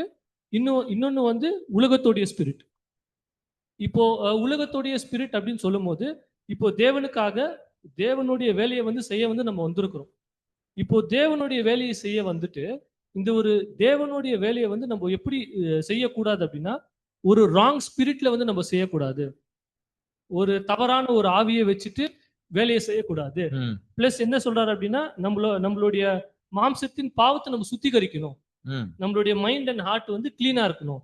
அதை சுத்திகரிச்சு நம்ம வேலையை செய்யும் போதுதான் அது வந்து தேவன் ஏற்றுக்கொள்வாரு அப்படின்ட்டு ஒரு பாயிண்ட் சொல்றாரு. இன்னொரு பாயிண்ட் வந்து என்ன சொல்றாரு அப்படின்னா, சரி நம்மளுடைய ஸ்பிரிட்டும் கரெக்டா இருக்கு, ம். நம்ம வந்து சுத்திகரிச்சிட்டோம். இப்போ அடுத்தது வந்து என்ன அப்படின்னா, அந்த ஒரு அதாவது தேவன் கட்டளையிடாத, இப்போ நம்ம வந்து குடிக்கல, உள்ள போறோம். ஆனா நம்ம இஷ்டம் வந்த மாதிரி தேவனுக்கு வந்து நம்ம வந்து பலி செலுத்த முடியுமான்னு கேட்டாக்கா அதுவும் கிடையாது. தேவனுடைய கட்டளையை நல்லா புரிஞ்சுட்டு, தேவனுக்கு விருப்பமானது என்னன்ட்டு தெரிஞ்சுதான் நம்ம வந்து பலி செலுத்தணும். ஒரு கரெக்டான ஸ்பிரிட் இருந்தாலும் கூட, இப்போ தாவீது வந்து என்ன அந்த உசையாது கூட ஒரு எக்ஸாம்பிள் இருக்கு. அவர் போய் அதை பிடிக்க கூடாது, ஆனா போய் பிடிச்சிடுறாரு. ஒரு நல்ல ஸ்பிரிட் தான். ஆனா வந்து அத கட்டளை தேவனுடைய கட்டளை அப்படி இல்ல. பட் அவர் என்ன பண்ணிட்டாருன்னா, அதை மீறி போய் பிடிச்சிட்டாரு, இறந்து போயிட்டாரு. சோ தேவனுடைய கட்டளைகள், அதாவது தேவனுக்கு என்ன விருப்பமா இருக்கு, தேவனுக்கு என்ன பிரியமா இருக்குன்ட்டு புரிஞ்சுக்கிறது ரொம்ப முக்கியம். ஒரு ரைட் ஸ்பிரிட் இருக்கணும். அது மாத்திரம் இல்ல, தேவனுக்கு என்ன விருப்பம்ன்றது நம்ம புரிஞ்சுக்கணும். எனக்கு கரெக்டா தோணுச்சு அப்படின்ட்டு நம்ம செய்யறது வந்து தவறு. தேவனுக்கு என்ன விருப்பம், தேவனுக்கு என்ன பிடிச்சிருக்கு அப்படின்றத வந்து நம்ம செய்யணும். இது வந்து செகண்ட் சொல்றாரு. 3வது வந்து என்ன சொல்றாரு அப்படின்னா, அதாவது இவங்க அக்னியை வந்து என்ன பண்ணிருக்கலாம் அப்படின்னா, வேற எங்கேயாச்சும் எடுத்துட்டு வந்திருக்கலாம். இதை வந்து நமக்கு எப்படி கம்பேர் பண்ணியிருக்காரு அப்படின்னா, அந்த அக்னி அப்படின்றது அந்த ஆல்டர்ல இருந்து மட்டும்தான் எடுக்கணும். அந்த ஆல்டர் அப்படின்னா இயேசு கிறிஸ்துடைய பலி, சாக்ரிஃபைஸ். இப்போ அந்த ஒரு அக்னியை வந்து எதுக்கு கம்பேர் பண்றாரு அப்படின்னா, ஜீல், வைராக்கியம். நம்மளுடைய வைராக்கியமானது இப்போ நம்ம நம்ம வந்து பரிசுத்தமாக்குறோம். எந்த ஒரு அசுத்தமான சிந்தை இல்லை. 2வது தேவனுடைய கட்டளைகள், தேவனுக்கு என்ன விருப்பம்ன்றது நமக்கு தெரியும். 3வது இந்த தேவனுடைய ஊழியத்தை நம்ம எப்படி ஏறெடுக்கணும் அப்படின்னா, வைராக்கியத்தோடு நம்ம ஏறெடுக்கணும். ஒரு ஜீலோட தான் நம்ம வந்து இதை ஏறெடுக்கணும். அந்த ஜீல் வந்து எதுல இருந்து இன்ஸ்பயர் ஆகணும் அப்படின்னா, இயேசு கிறிஸ்துடைய பலியில இருந்து தான் அது வந்து இன்ஸ்பயர் ஆகணும். அந்த ஜீலோடைய நம்ம அந்த ஒரு ஊழியத்தை ஏறெடுத்தாதான் தேவனுக்கு வந்து அது சுகந்த வாசனையா மகிமையா இருக்கும் அப்படின்ட்டு சொல்றாரு. அருமை, அருமை, அருமை. Very nice. ஸோ அது கண்டிப்பா. ஸோ இந்த பாயிண்ட் கூட நீங்க அந்நிய அக்கினி அப்படிங்கிறது கூட ரொம்ப முக்கியமானது. அதுல நீங்க பார்த்தீங்கன்னா, ஆ நம்ம செய்யும்போது, நம்ம தேவன் கட்டளை என்ன இருக்குதோ, அத நம்ம கரெக்ட்டா செய்யணும். அது ரொம்ப முக்கியம். இங்க நீங்க பார்த்தீங்கன்னா, இந்த உடன்படிக்கை பெட்டி கூட நீங்க பார்த்தா, ஆ ஊசா தொடும்போது, அது ஆக்சுவலா அவங்க வீட்ல தான் இருந்தது. நான் ஏற்கனவே அவருக்கு அது பழக்கம் இருக்கும். எல்லாம் தொடைச்சு கிடிச்சு எல்லாம் பழக்கம்லாம் இருந்திருக்கலாம். ஆனா, அத தாவீது என்ன பண்றாருன்னா, கரெக்ட்டா செய்யணும். இப்ப அத எடுத்துட்டு வரதுக்கு யார இது அப்பாயிண்ட் பண்ணணும்? அப்படின்னு பார்க்கும்போது, கோகாத் இது பண்ணணும். கோகாத் புத்தர்லாம் கூட்டு போயிட்டா எல்லாம் ஆயிடுச்சு. ஆனா, அது உடன்படிக்கை பெட்டின்னு சொன்னாலே, அத வந்து தோள்கள்ல சுமந்து தான் போணும். அதுதான் மெத்தட். ஆமா. அந்த ராடு இருக்கும். ராட தூக்கிட்டு தான் போணும். எதுவரைக்கும் அந்த ராடு இருந்துச்சுன்னா, அது போயிட்டு சாலமோனுடைய ஆலயத்துல செட்டில் ஆகுற வரைக்கும் ராடு இருந்துச்சு. அதுக்கப்புறம் அந்த ராட எடுத்துருங்கன்னு சொல்லிட்டாரு. இதுக்கு மேல அது தூக்குறது, அது டிராவல் ஆகாது. அப்ப இதுக்கு ஒரு கூடாரமா இருக்கிறது தூக்கிட்டு போணும். இதுதான். ஆனா இப்ப என்ன பண்றாருன்னா, மாட்டு வண்டியில வச்சுனாங்க. அது ஒரு விஷயம். அப்புறமா அவங்க கையில ஹேண்ட் ஓவர் பண்ணதுக்கு அப்புறமா, இவரு போயிட்டு அத தடுக்கிறாரு. அது தப்பு. மாட்டு வண்டியில கொண்டு போனதும் தப்பு. சரிங்களா? அப்புறம் திருப்பி வாபஸ் போயிடுச்சு. இல்லையா? ஸோ அப்படி நீங்க பார்த்தீங்கன்னா, தேவன் கட்டளை என்ன குடுத்துருக்காரோ, அத செய்யணும். இப்ப ஒரு இது ஜீல் அப்படி சொல்லும்போது, நம்ம தேவனுடைய கட்டளை என்ன இருக்குது ரொம்ப முக்கியம் இது. இதுல பாருங்க, முக்கியமான ஒரு பொறுப்பு நம்ம கையில இருக்குது. அது ரொம்ப முக்கியம். இது நம்ம கவனிக்க வேண்டியது. என்னன்னா, தேவனுடைய சிருஷ்டிப்புகள்ல எல்லா சிருஷ்டிகளையும் தேவன் அவருடைய இன்வால்வ்மென்ட் இருந்துச்சு அவர் செஞ்சாரு. எல்லாமே. இல்லையா? ஆனா புது சிருஷ்டி மாத்திரம் அ யார் செய்யணும்? நம்மளே செய்றது. எப்படி? நம்முடைய பழைய மாம்சத்தை வெறுத்து புது சிருஷ்டி நம்ம ஒரு கரு உண்டாக்கணும். சாத்தியமா? சாத்தியம். அ சாத்தியம். இப்ப இப்ப பாருங்க. தேவன் வந்து ஒரு பாருங்க இது நல்லா இது பாருங்க. தேவன் வந்து இந்த பூமியில சில சிருஷ்டிப்புகள செஞ்சாரு. ஓகே. எவ்ளோ பவர் இருக்குது. சிருஷ்டிப்புகள செய்றாரு. ஓகேங்களா? மரம், செடி, கொடிகள் அதெல்லாம் பண்ணாரு. அதெல்லாம் பவர் இருந்துச்சு செய்றாரு. ஆனா, இப்ப தேவன் சொல்றாரு, ஒரு சிருஷ்டி உண்டு பண்ண போறோம். அந்த சிருஷ்டிக்கு ஒரு பேர் கூட வச்சாரு. புதுசு. சரிங்களா? புது சிருஷ்டி. அப்படி பேர் வச்சுட்டாரு. சரிங்களா? ஒரு புது மெத்தட் யூஸ் பண்ண போறாரு. எப்படி இந்த புது சிருஷ்டி நீங்க பார்த்தீங்கன்னா, என்ன மாதிரியான ஒரு அ அ எலமென்ட், மினரல்ஸ் எல்லாம் இப்ப நம்ம பாடி எல்லாம் வந்து 106 மினரல்ஸ் எல்லாம் சொல்றாங்க. ஏதோ எல்லாம் இருக்குது. 106 தனிமங்கள்லாம் இருக்குது. நம்மளுடைய பாடி உருவாயிருக்குது. இது புது சிருஷ்டிக்கு என்ன மாரியான ஒரு தனிமத்த எடுத்து வச்சிருக்காரு தேவனு? எதனால உருவாகுது? வசனத்தினால. சத்தியத்தின் மூலமாக. Very good. சரிங்களா? சத்திய வசனத்தினால ஜெனிப்பித்தார். ஆயிடுச்சுங்களா? அந்த சத்திய வசனம் நீங்க பார்த்தீங்கன்னா, அவர் பேதுரு சொல்லும்போது, இது அழிவுள்ள வித்தினாலே அல்ல, அழியாத வித்தாகிய சத்திய வசனத்தினாலே அப்படி சொல்லிட்டார். இப்ப நீங்க பாருங்க, அழியாத ஒரு வித்து. இதுவரைக்கும் தேவன் செஞ்சது எல்லாமே அழியக்கூடியவைகள். அவர் செஞ்சுட்டார். அழியாதது ஒண்ணு செய்ய போறார். அதை யார் கையில ஒப்படைச்சுக்கிறாரு?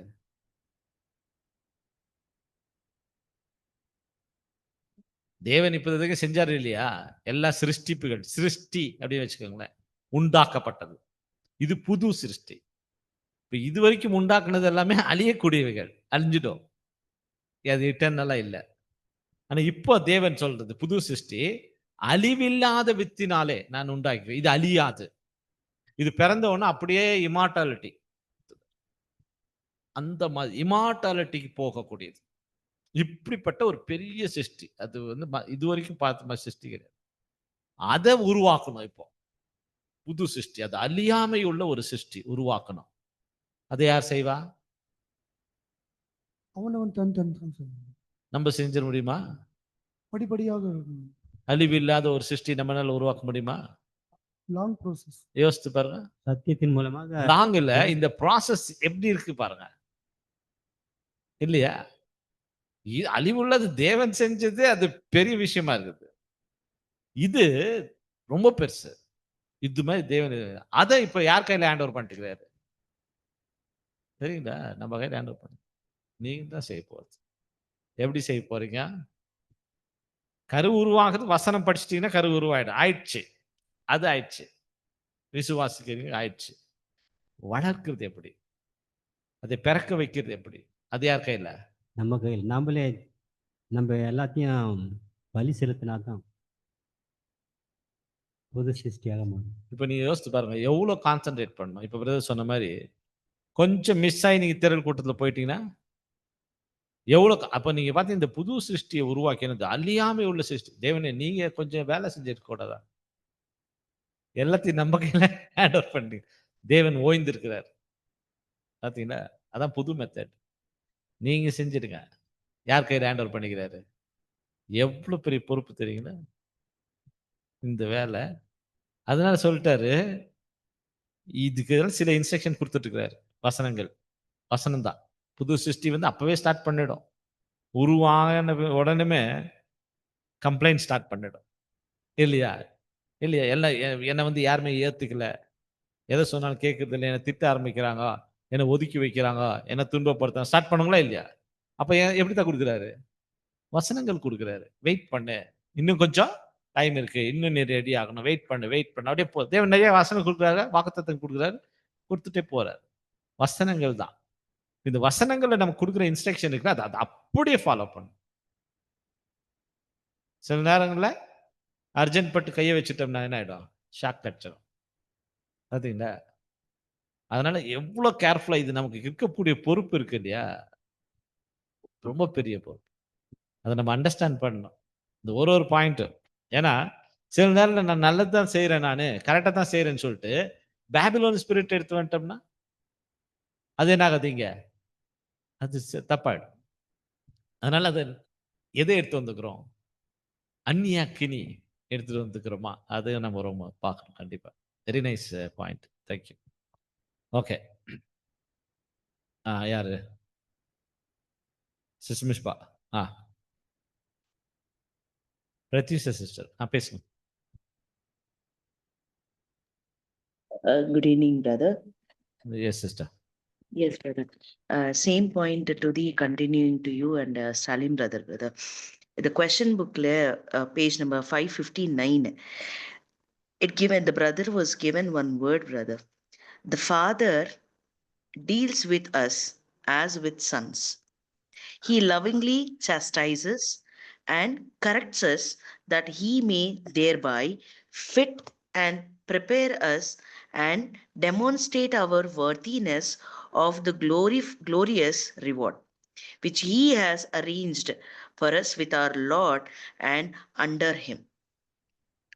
So immortality அப்படி ஒரு அழைப்பு நமக்கு கொடுக்கிறதுக்காக he's making us to be chastisement, a penalty or a punishment or a trial he's giving, and he's correcting us everywhere, and we are changing our character as his son. Then only he can give the immortality life, brother. It's completely to get the immortality. It's not an easy task because everywhere we have to change our character. That's a point I would like to add, brother. Over. Thank you, sister.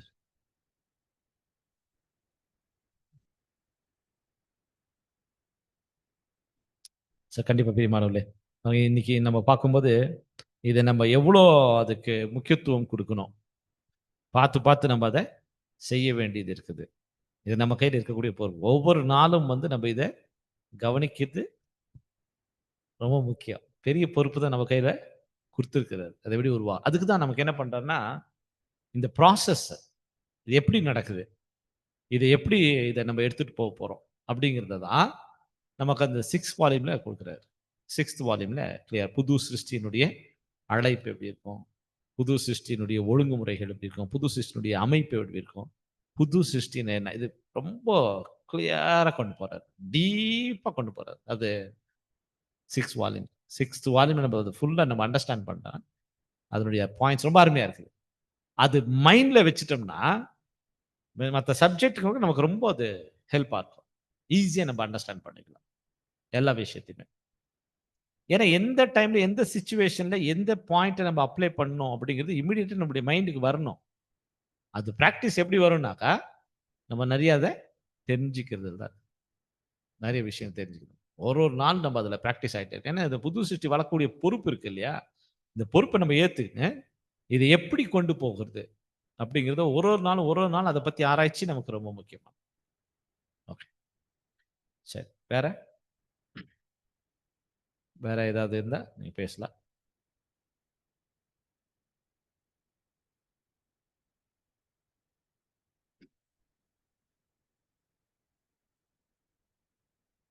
Okay. புது சிருஷ்டியை வந்துட்டு தேவன் வந்து நம்ம கையில கொடுத்துருக்காரு. அது வந்து நம்ம வந்துட்டு கொஞ்சம் சவுண்ட் அதை வந்து ஆன் பண்ணி வைக்க. ஓகே. அதை வந்து நம்ம வந்துட்டு அதை வந்துட்டு வளர்க்கணும் அப்படின்னு சொல்லிட்டு. ஆனா நம்மளால வந்துட்டு நம்ம விழுந்து போன ஒரு சரீரத்துல இருக்கிறதுனால நம்மளால அது நம்ம மைண்ட்ல வச்சு நம்மளால ஒன்றும் செய்ய முடியறதில்ல. அப்போ வந்து என்ன பண்ணுன்னா தேவனுடைய வசனம் வந்துட்டு நம்மளுக்கு அதை சொல்லி கொடுக்குது எப்படி அப்படின்னு. அது வசனம் நம்ம தெரிஞ்சாலும் தேவனுடைய அந்த கிருபை வந்து நம்மள வழி நடத்துது. கண்டிப்பா. அவருடைய அந்த கிருபை வந்து நம்மளுக்கு எப்பக்கம் சாயும் போதும் அவருடைய வார்த்தைகள் வந்து நம்மளுக்கு சொல்லி இது தப்பு, இது ரைட்டு, இது இப்படி பண்ணு, இப்படி பண்ணாத அப்படின்னு சொல்லிட்டு நம்மளுக்கு அந்த அவருடைய கிருபை தான், அவருடைய அந்த பரிசுத்த ஆவி தான் நம்மளுக்கு வந்துட்டு வழி காட்டுது அப்படின்னு நான் கரெக்ட். இதுல முக்கியமா நீங்க பாத்தீங்கன்னா இது தேவனுடைய இன்வால்மெண்ட் எவ்வளவு இருக்கும் அப்படின்னா உங்களுடைய இன்வால்மெண்ட் எவ்வளவு இருக்குமோ அவ்வளவு இருக்கும். அதுதான் முக்கியம். நீங்க எவ்வளோ பிரயாசம் பண்றீங்களோ அவ்வளோ தேவன் கைட் பண்ணுவார், அவ்வளோ உங்களுக்கு கிருபை காமிப்பார், அவ்வளோ இன்வால்வ் ஆவார், அவ்வளோ உற்சாகப்படுத்துவார். நீங்க உங்களுடைய பிரயாசம் நீங்க ஒண்ணுமே செய்யறதில்லை, அதை பத்தி கவலையே இல்லை இல்லையா, அப்போ தேவனுடைய ஈடுபாடும் அவ்வளோதான் இருக்கும்.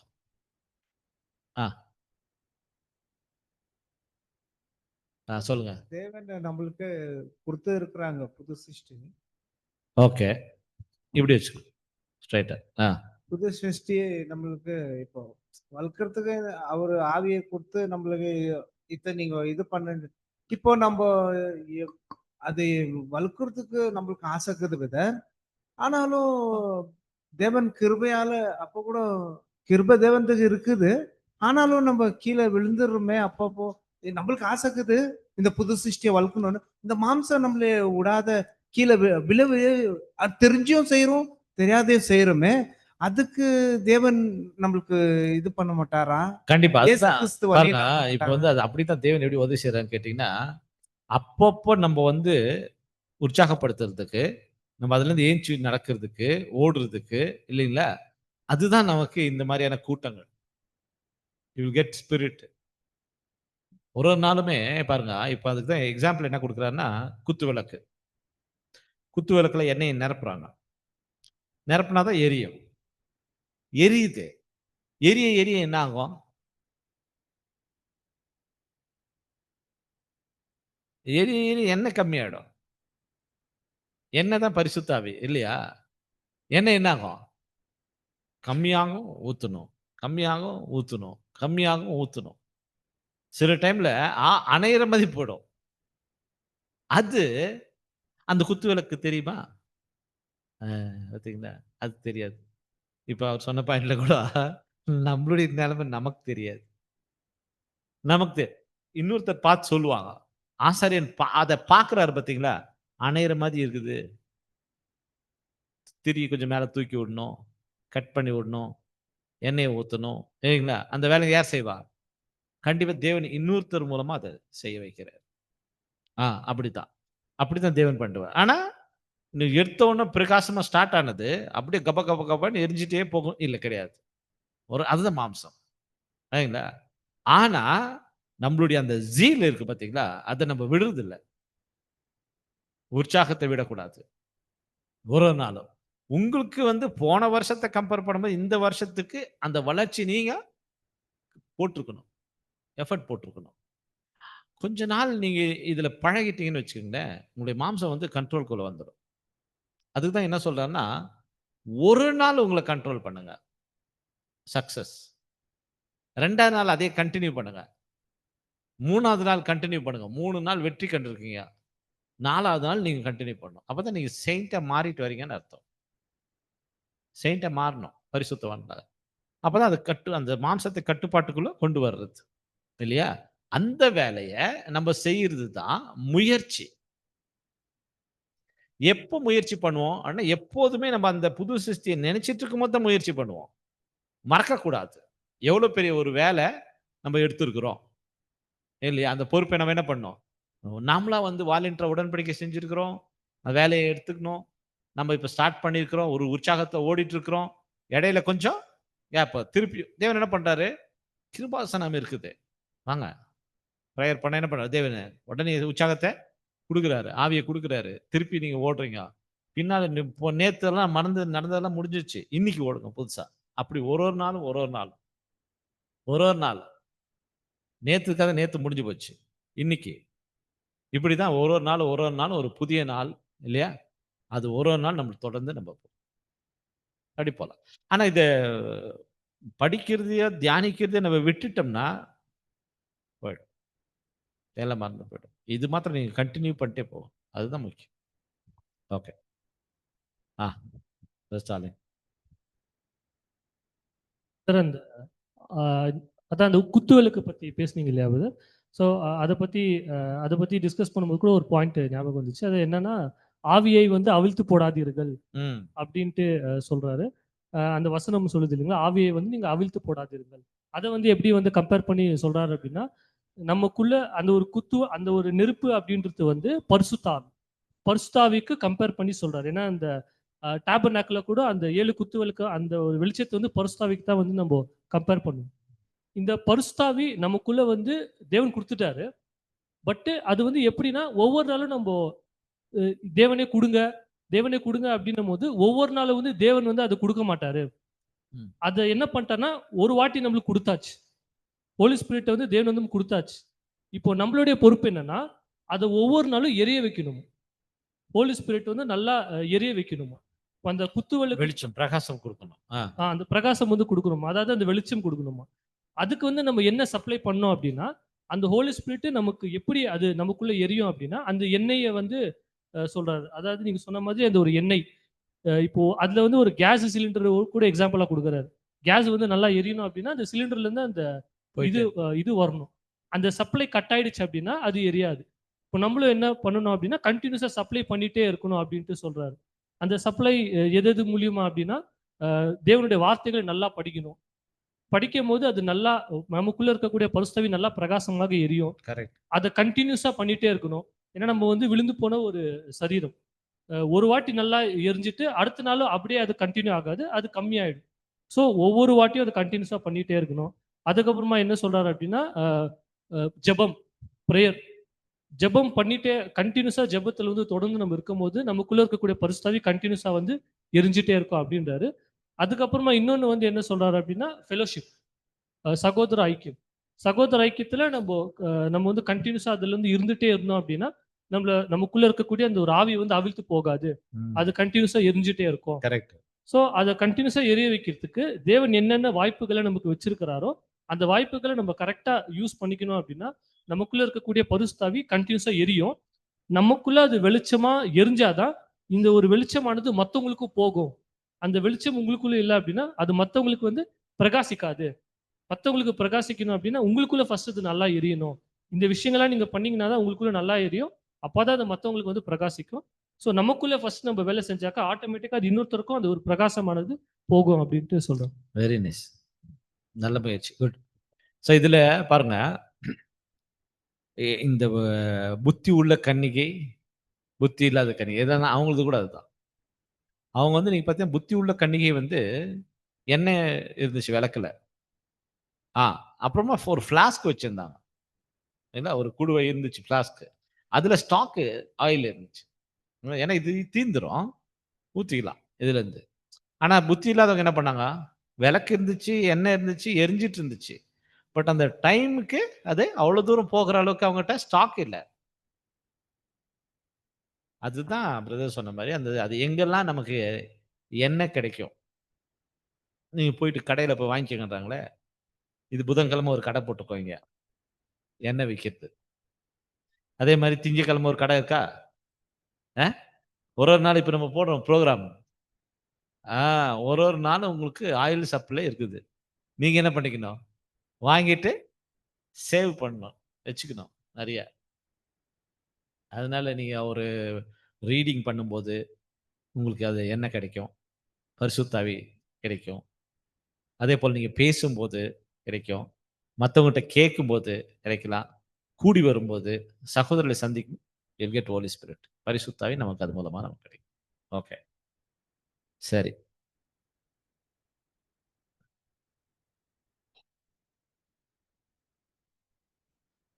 வேற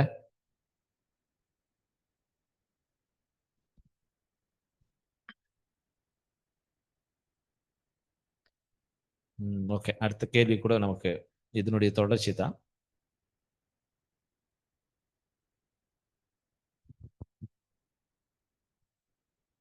ஏதாவது கேள்விகள் இருக்கா? ஓகே, புரிஞ்சுச்சா? Okay, right. சரி, நம்ம அடுத்த கேள்வி கூட போலாம். நம்ம இன்னொரு 10 நிமிஷம் பார்க்கலாம். சரி, நமது ஆண்டவருடைய ராபோஜன விருந்தை அடையாளமாக ஆசரிப்பதற்கு யார் மட்டுமே இதை ஆசரிக்கலாம்? அதுதான் கேள்வி. ஸோ அடையாளமான ஒரு ஆசரிப்பை யார் ஆசரிக்கலாம், யாரெல்லாம் அதுல பங்கு கொள்ளலாம் அப்படி கேட்கிறார். ஒரு முறை படிச்சிருக்கீங்களா? படிங்க. முதலாவதாக, இயேசுவின் விலையேற பெற்ற இரத்தம் பாவங்களுக்கு பலியாக சிந்தப்பட்டது என்பதை விசுவாசிக்காத எவரும் இதில் பங்கு பெறக்கூடாது என்று நாங்கள் பதில் கூறுகிறோம். பழி வாங்குதலுக்காக ஆபலின் இரத்தம் பேசினதை போன்று இல்லாமல், ஒருவன் விசுவாசத்தினால் தனது பூலக கூடாரத்தின் நிலையின் மேற்சட்டத்திலும் வாசலின் நிலைக்கால்கள் இரண்டிலும் நமக்காக சமாதானத்தை பேசுகின்ற இரத்தத்தை தெளிக்காத எவரும் இதில் பங்கு பெறக்கூடாது. எபிரேயர் 12:24 தன்னுடைய இருதயத்தில் உண்மையான விருந்தை வைத்திராதவனும் கிறிஸ்துவை தனக்கு ஜீவன் கொடுக்கிறவர் என்று ஏற்றுக்கொள்ளாத எவனும் இந்த அடையாள விருந்தில் பங்கு பெறக்கூடாது. மேலும் ஒரே சரீரத்திலும் ஒரே அப்பத்திலும் அங்கமாக இல்லாதவனும் அதே பாத்திரத்தில் தன்னுடைய ஜீவனும் இரத்தமும் ஆண்டவரோடு கூட பலியாக செலுத்தப்பட்டது என்று எண்ணாத எவனும் இதில் பங்கு பெறக்கூடாது. இங்கே விசுவாசிகளுக்கும் அவிசுவாசிகளுக்கும் இடையில் மாத்திரமல்ல, பிரதிஷ்டை செய்து கொண்டவர்களுக்கும் பிரதிஷ்டை செய்து கொள்ளாதவர்களுக்கும் இடையில் இங்கு தெளிவாக வரையறுக்கப்பட்ட ஒரு கோடு வரையப்பட்டுள்ளது. இருந்தாலும் ஒவ்வொரு தனி மனிதனும் இந்த கோட்டை தானே தனக்கென வரைந்து கொள்ள வேண்டும். எப்படியெனில், அவனுடைய வேலைகள் நல்லதாக இருக்கும் பட்சத்திலும் அவைகள் அவனுடைய வெளிப்படையான நடத்தையின் மூலம் ஓரளவு சீராக்கப்பட்டிருந்தால் அவனே தனக்கென அந்த கோட்டை வரைந்து கொள்ளலாம். ஒருவன் இன்னொரு மனிதனை நியாயம் தீர்ப்பதாக இருக்கக்கூடாது, சபை கூட தீர்ப்பு கூறக்கூடாது. ஆனாலும் ஏற்கனவே சுட்டிக்காட்டியபடி சபைக்கு முன்பாக அந்த விஷயம் நல்ல உறுதியான விஷயமாக கொடுக்கப்பட்ட சட்ட திட்டங்களுக்கு ஏற்ப இருக்குமானால் நியாய தீர்ப்பு கூறலாம். அப்படி இல்லாவிடில் மூப்பர்கள் அல்லது சபையின் பிரதிநிதிகள் கூடி வருகிறவர்கள் முன்பாக இந்த ஒழுங்கையும் நிபந்தனைகளையும் வைக்க வேண்டும். ஓகே, சரி. பாருங்க, இப்ப சில நிபந்தனைகள் நமக்கு கொடுக்கிறார். இல்ல, என்ன புரிஞ்சுட்டீங்க இதுல? யார் இதை பாருங்க, இதுல ஒரு முக்கியமா நீங்க பார்த்தீங்கன்னா பாருங்க, இப்ப நமக்குன்னு சொல்லிட்டு இதை நம்மை நாமே உருவாக்குறோம் அப்படிங்கிறது புது சிருஷ்டி இல்லையா? யாரெல்லாம் இதுல பங்கு கொள்ளலாம் அப்படின்னு சொல்லும் போது சில பாயிண்ட் கொடுக்குறாரு. என்ன புரிஞ்சுங்க நீங்க இதுல? பழிவாங்குதல் ஆபத்தின் ரத்தமாக நிறைவேற்றப்பட்டது போல இதுல கொடுக்கப்பட்டது நம்முடைய பூலக கூடாரத்தை நிலையில் வாசற்படியில நம்ம ரத்தம் தெளிக்க முடியாது சொல்லப்பட்டிருக்கு. ஓகே,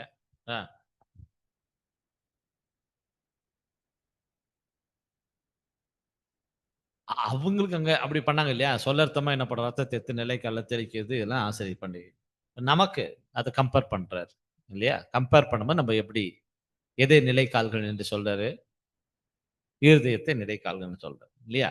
இப்ப இருதயத்துல இந்த ரத்தம் தெளிக்கப்படணும் அப்படின்னா எப்படி அப்படிங்கிறத இங்க விவரிக்கிறார் இல்லையா? அப்பதான் நம்ம அதுல மாட்ட மாட்டோம். சங்கார தூதன் கடந்து போவார் இல்லையா? இல்லைன்னா அதுல என்ன ஆயிடுவோம், மாட்டிடுவோம். ஓகே, இப்போ நம்முடைய இருதயம் இந்த கண்டிஷன் எப்படி இருக்கணும் அப்படிங்கிறத இந்த பட்டியல், இந்த டீட்டெயில் என்ன கொடுக்குறாரு?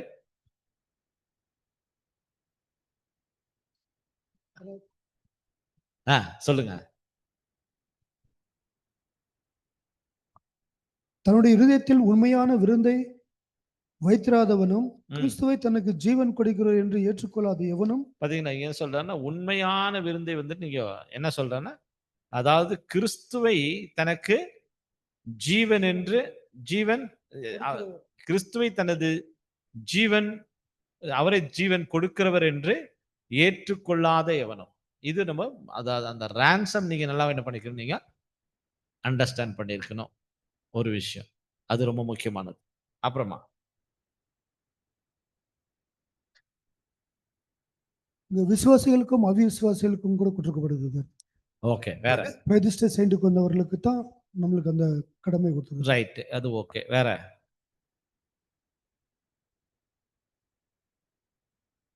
நீங்க சொல்ற பாருங்க, ஒரே சரீரத்திலும் ஒரே அப்பத்திலும் அங்கமாக இல்லாதவன் அப்படின்னா, நீங்க அந்த அப்பத்தை புசிக்கிற நம்ம எல்லாருமே அதுல என்ன பண்றோம், நம்ம ஐக்கியப்பட்டு நம்ம இருக்கிறோம் அப்படிங்கறத அது காமிக்குது. அதாவது ஒரே அப்பத்துல நம்ம எல்லாருமே நம்ம புசிக்கிறோம் அப்படின்னு நம்ம பார்க்கிறோம்.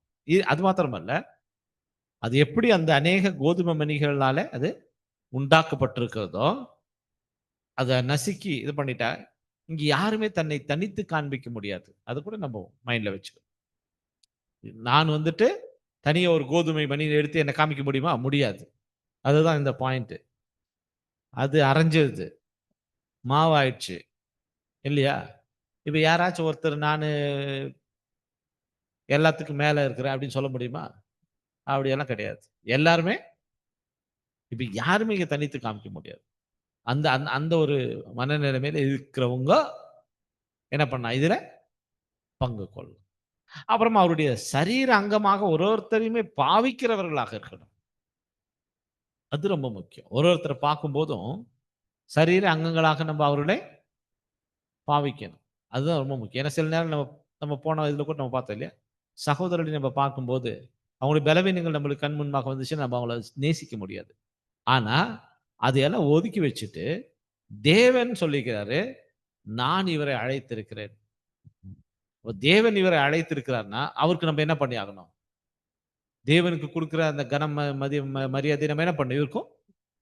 அந்த மனசு இருக்கணும். அது ரொம்ப முக்கியம். அந்த மனசு இருக்கணும். ஒருமைப்பாடு இருக்கணும். அந்த மனசு இருக்கணும். அப்புறமா நெக்ஸ்ட் அது சொல்றாரு இல்லைங்களா, விசுவாசி அவிசுவாசி இடையில் உள்ள வித்தியாசத்தை இங்க நமக்கு காமிக்கிறாரு. அது மாத்திரமல்ல, இங்கே தெளிவாக வரையப்பட்டுள்ள ஒரு கோடு வரையப்பட்டுள்ளது. இது என்ன சொல்றாருன்னா, இந்த கோடு இருக்கு இல்லையா, இந்த கோடு வந்து ஒரு எல்லை கோடு என்று சொல்றாரு. ஒரு லிமிட் இல்லையா? யாருக்கும்? தனித்தனி உலகத்துக்கும் நமக்கு வச்சுக்கலாம். உலகத்துக்கும் அவிசுவாசி உலகத்துக்கும் நமக்கும் இடையில ஒரு கோடு வரையப்பட்டிருக்கிறது.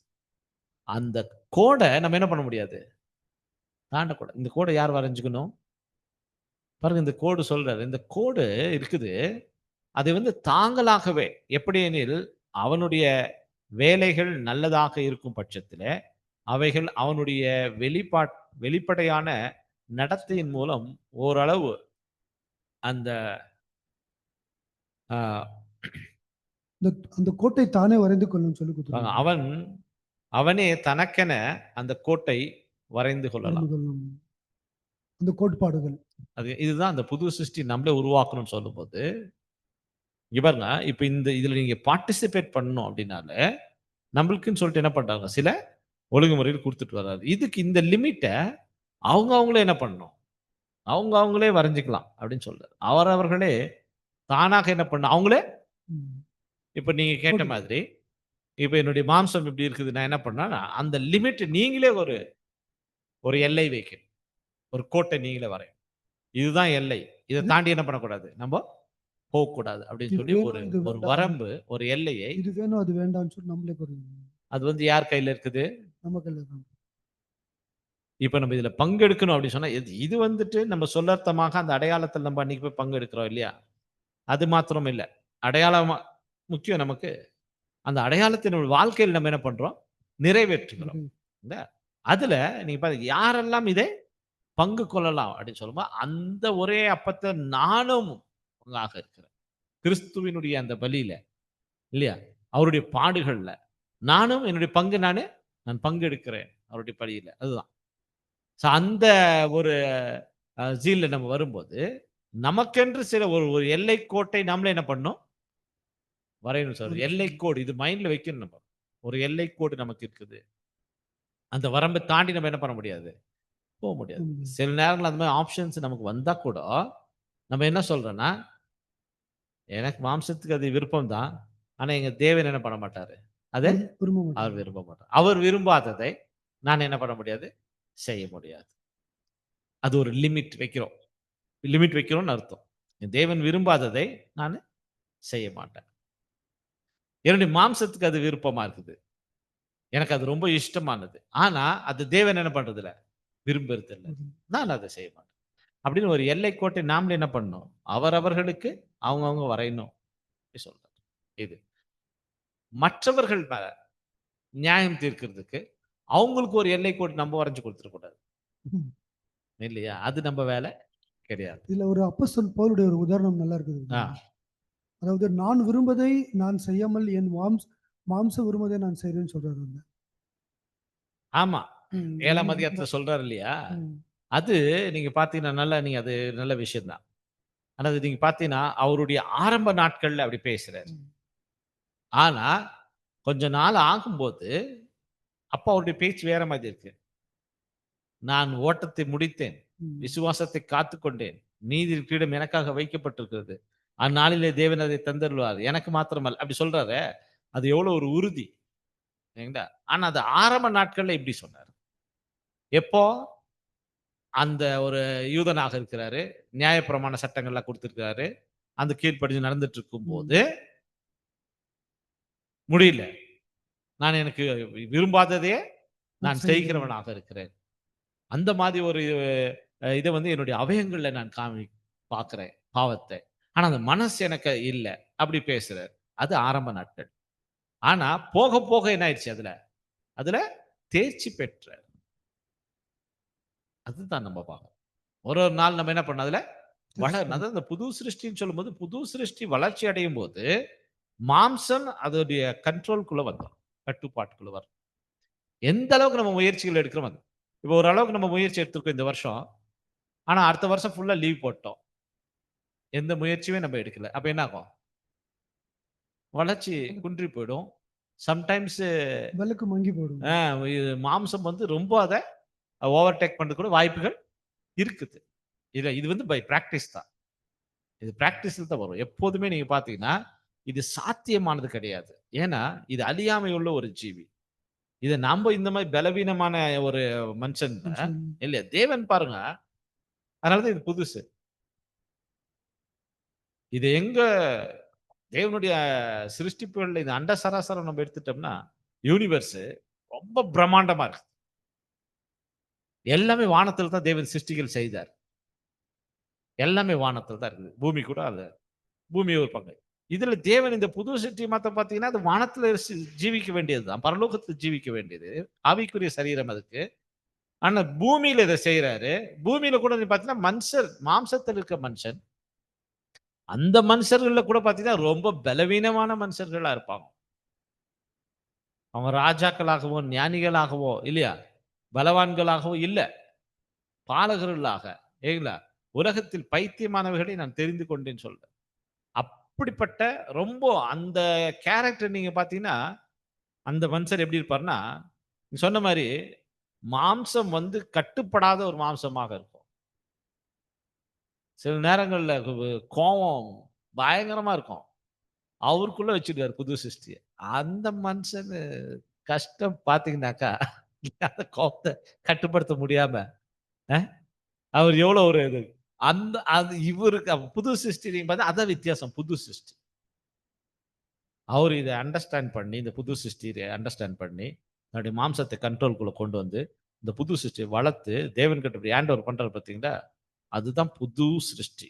அது புதுஸ் அப்படி இருக்கும். தேவனுடைய ஏற்பாடு அதுதான், அப்படிதான் வச்சிருக்கிறார். என்னங்க இவ்வளவு பெரிய வேலையை என் கையில கொடுத்துட்டு அப்படிதான் கொடுக்குறாரு.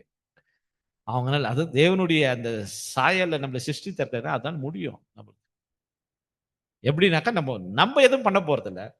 வசனம் சொல்றமே நடக்க போறோம். ஒப்பு கொடுக்க போறோம். அவ்வளவுதான். ஒப்பு கொடுக்க போறோம். எப்படி ஒப்பு கொடுக்க போறோம்னா, ஜீசஸ் கிரைஸ்ட்க்கு ஃபுல்லா அவருடைய அப்பா மேல இருக்கிற ஆசை.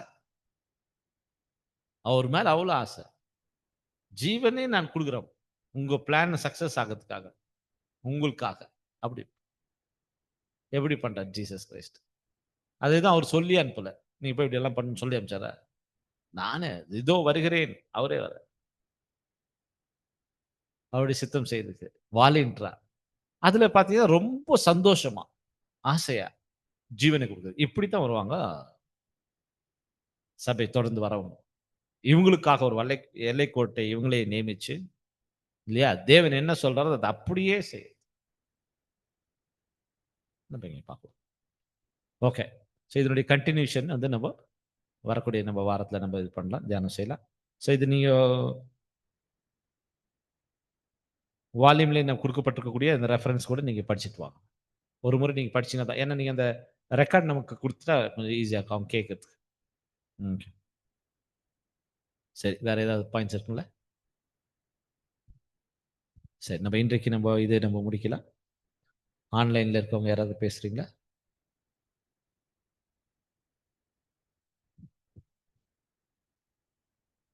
Okay, thank you. சரி, நம்ம ஒரு ஜெபம் செய்து நம்ம கூட்டத்தை நம்ம நிறைவு செய்யலாம். கார்த்திக் அவர்கள் நம்ம ஜெபத்தை நடத்தும்.